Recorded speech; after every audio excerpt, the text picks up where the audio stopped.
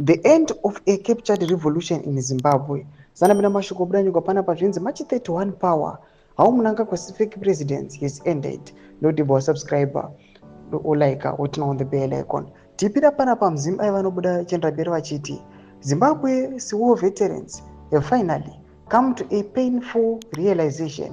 The liberation project was captured long ago and right under their noses.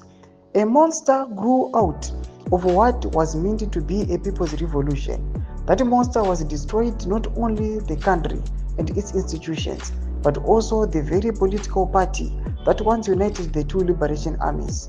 Now, something must be done, and urgently. Across the border in South Africa, we are seeing the emergence of Jacob Zuma's MK party, a grassroots black liberation movement. But in Zimbabwe, a similar formation is rising with the far more momentum and urgency. Unlike South Africa's MK, which may take years to enter government, Zimbabwe's new movement could assume power in a matter of days. This is all happening amid a growing body of evidence that Emmerson Mnangagwa was never a liberator. He was and remains an infiltrator, clearly handled by the Rhodesian Special Branch to sabotage the liberation effort from within. By 1980, according to multiple official disclosures, Zimbabwe's post-independence button is supposed to be reset after the Lancaster House Agreement and the 1980 elections.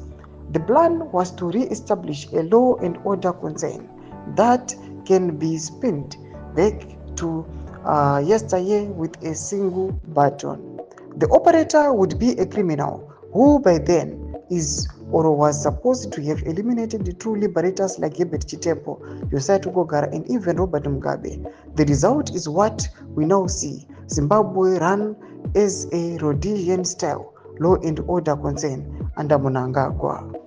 But eventually, the demand for decisive action will become overwhelming.